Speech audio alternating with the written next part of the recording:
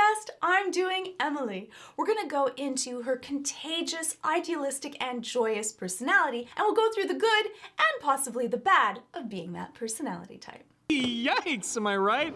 Are you sure you're the right place? Because I think you might be a little lost. Oh, here we go. No, we're here for a meeting.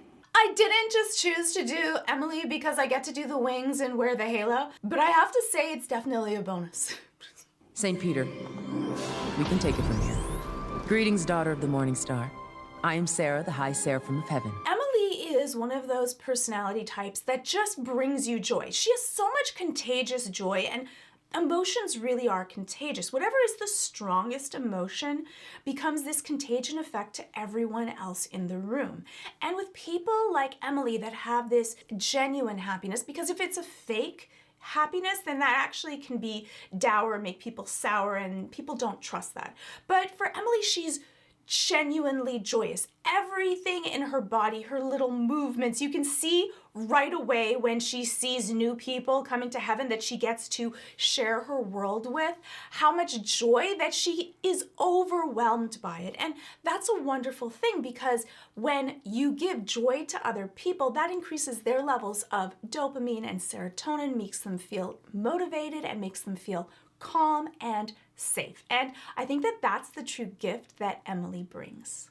You're gifted to be here. Hi, I'm Emily, the other seraphim. I have to play it again because I think that Emily's little squeals are like the cutest part of her, and I just love them. You can tell that Emily is genuinely joyous about things, but how could you tell if someone's being genuine or fake? There's two ways that you can tell very definitively. One is if someone's really joyous, they don't just smile with their mouth, they smile with their entire face. I would say their entire body. And you can tell from Emily, her breathing's a little bit more agitated, she's moving in an excited way, and she's smiling not just with her mouth, but also with her eyes. The corners of her eyes also open up. She wants to take everything in, and we do that when we're excited, and we also do that sometimes when we're scared. But for Emily, it's definitely for joy. The other one is for how long you hold an emotion. Emotions last longer than when you just feel it. And so after the feeling's done, if the person after speaking to you immediately drops their face, they're not truly feeling joyous, because when you're feeling really joyous, even after that interaction with that person that made you feel that joy, you'll still be smiling, or there might be more of a spring in your step, or you might feel more alive or tingly. And that is definitely 100% of Emily. You're gifted to be here. Hi! We definitely cannot get too much of Emily squeal if this is annoying to you. And I think that for some people that are overly joyous can be annoying, or sometimes can be exhausting. Sometimes carrying all of someone else's excess emotion may be too much. So sometimes if you are, especially situational awareness, that it might not always be appropriate to be so joyous, that you want to be aware of those that are around you. You can call me Emmy, E, whatever you want. I go by whatever. Welcome to heaven. And that also sometimes happens when we're really excited. Our brain somewhat shorts. It's the same thing as an anxiety response. Anxiety can also be excitory. It's the same kind of thing, a different expression of it. But when your brain becomes flooded, you're not thinking with as much cognitive thought. So sometimes you're gonna share things or say things without actually thinking about if I should say it. And so when I speak about how you wanna be careful when you're feeling really anxious, what you're sharing, it's the same thing when you're angry, or the same thing when you're too excited. Sometimes, even for me, sometimes when I get overly excited, I'm not really thinking, and I'm just sharing way too much, or I'm talking too quickly, and I'm not always reading how other people feel, because I'm just so excited that I'm lost in that emotion. And you can tell with Emily that she's just sharing all of these different things to try to make people feel comfortable. Sometimes you want to give other people a little bit of space to breathe. Got the best and brightest of the lightest of the light, and everyone is hot. I didn't catch that the first time I saw it. Everyone is hot. Okay. I think that in hell they're all hot too, but one might be more literal. Gosh, I'm so pleased to show some outsiders around.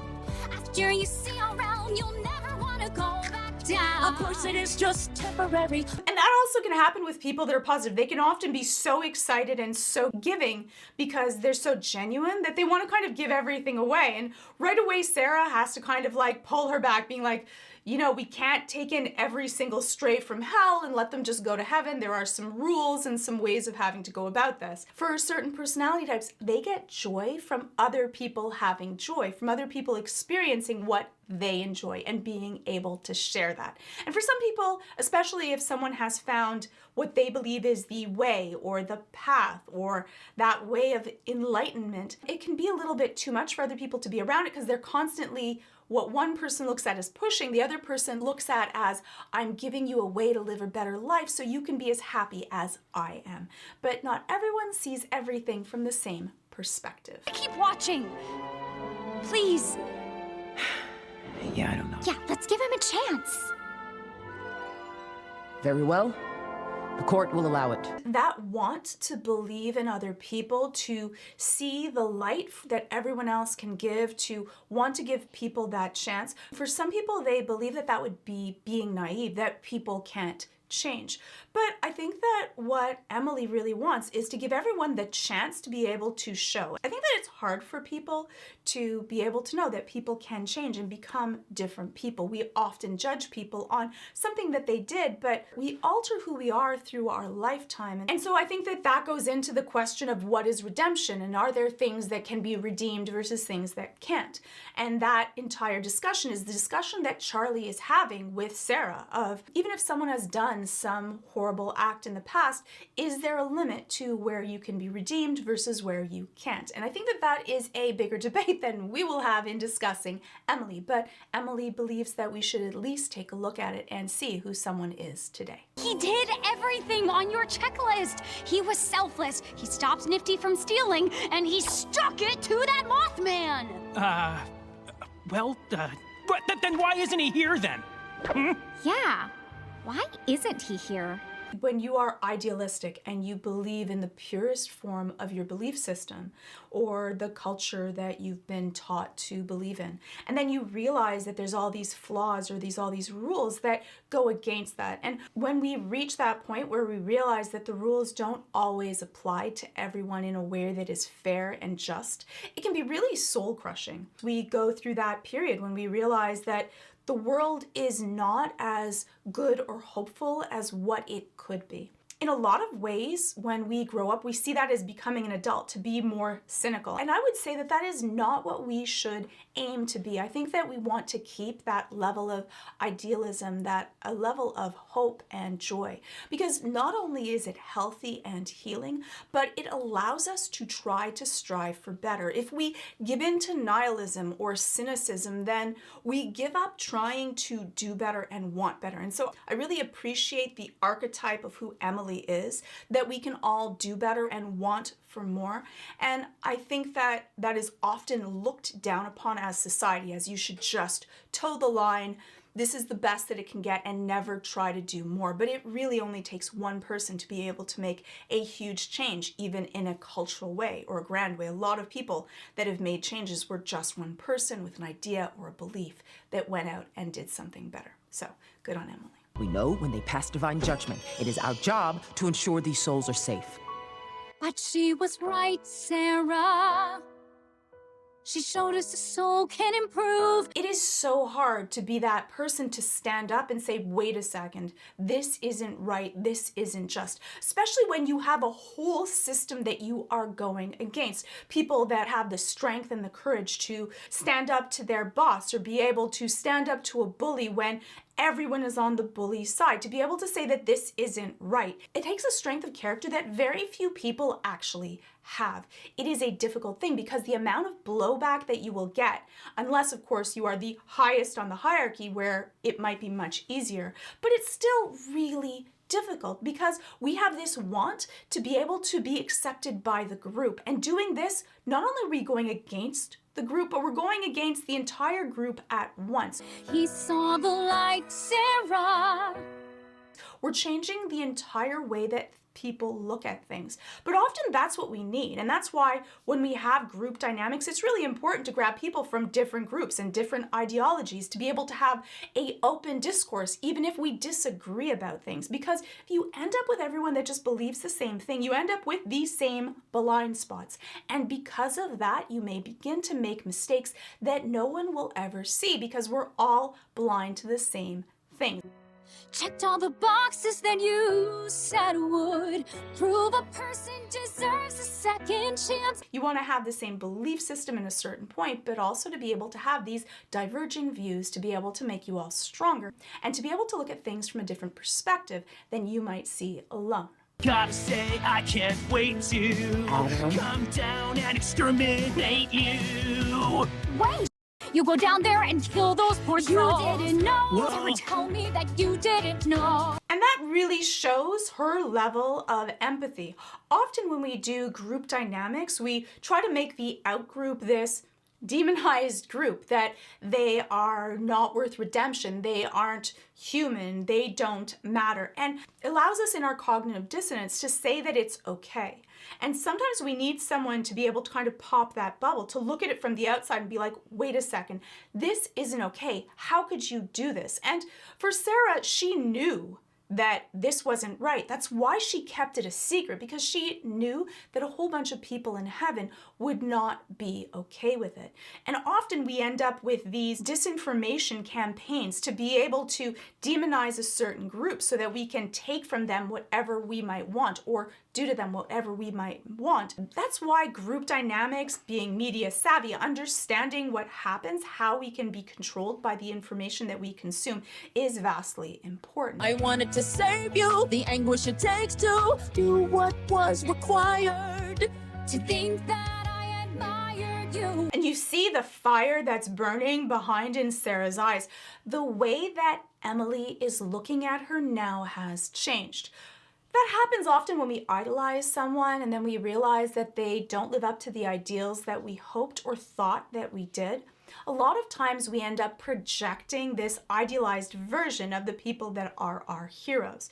But we're all human and flawed, and that's why you want to kind of keep people from being on a pedestal. You put anyone on a pedestal, they will eventually fall off because we carry so many more flaws in human characteristics. We look up to someone, we often give them the most idealized version, and the parts that we don't know, we just put this perfect picture in those areas, which romanticizes them even more in our mind. Well, I don't need your condescension. I'm not a child to protect. Talking down to someone, I know better than you do, it's quite annoying. And I think that for a lot of times for children, we often do that too. For young adults, we often say that I know better than you do because I've lived more or I'm more knowledgeable about something. It's a way to put people in their place so that they don't get questioned. For Emily, she's not actually a child, she's a seraphim, but because she takes on a smaller form, because she's more idealistic and joyous, we often see her kindness as a weakness. And it's quite infuriating to have our thoughts and feelings just dismissed and invalidated because of our age, our status, our form, or our position. Was I too naive to expect you to heed the morals you're purveying? That's what the I've been saying. If hell is forever, then heaven must be alive. I really like Emily showing her anger because especially with her being the seraphim of joy and trying to bring joy to everyone else, it's something that you might say, well, she shouldn't ever be able to express anger. All of our emotions are really important. They're protective to us. For any of my clients that I see or talk to that tell me that they can't express anger or sadness, right away I know that we need to be able to get that back. And often we've said, oh, well, you should always just smile and you should always be polite. No, there is definitely a place for anger. There is a place for sadness. There is a place for rage. These are protective emotions that will keep us safe and they should not be cut out of you. You can be courteous and classy, but still have your claws. The rules are shades of gray when you don't do as you say, when you make the wretched suffer just to kill them again. I love how this really shows that Emily and Charlie are very similar. They're these similar personality types, though they grew up in very different places. And often that's what brings us together, that knowledge that even though we might have grown up in a completely different culture or socioeconomic status, it doesn't mean that we don't share a whole bunch of similarities. And that's what brings us together instead of pulling us apart. Charlie, don't give up on this. I'll figure something out, I promise. You know that she means it, that she really is going to try to enact change. For some people, they just kind of give lip service. They say things just because it sounds nice or that it's the thing that is expected of them. But for Emily, this really does truly bother her, and I believe that she's going to try to make changes to be able to make a more just system. Extermination of human souls. Demon or not, there is no reason to be doing this. They were uprising, Emily. It is my position as the head Seraphim to protect our people at all costs. And it's your position to keep them happy and joyful. And that, what Sarah's pretty much saying is, Emily, stay in your lane. How can I bring joy when I now know we are bringing misery to thousands of innocent people? Heaven needs us, Emily. If you start to question, you could end up like Lucifer, fallen. And I think that Sarah is saying this in a kindness, that she really feels this way, but it does seem like these threats, guilt, these are all the things that we do to be able to control other people's behaviors. Sometimes even love or caring things can be a way of being able to control people so that they do what we want them to do. And so even sometimes out of a kindness, out of love, we can be doing something that's actually quite manipulative. What? Where am I? Oh. Hello? Sorry, I have to play it again because we get the cutest little Emily squeak. Like when you squeeze, like I actually think she sounds like the little rubber ducky when you squeak it, which is kind of interesting because of that little Lucifer bit on the rubber duckies. Where am I? Oh. Hello? And you can see the difference in how Emily reacts to this and Sarah reacts to this because you see the absolute abject horror on Sarah's face versus the moment of glee and delight on Emily's.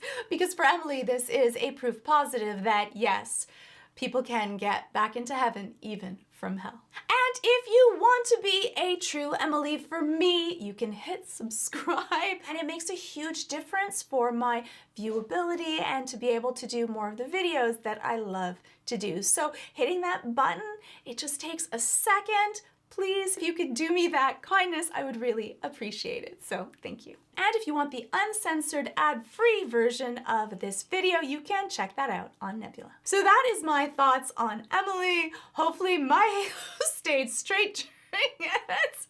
And you can let me know what are your favorite Emily moments in the comments below.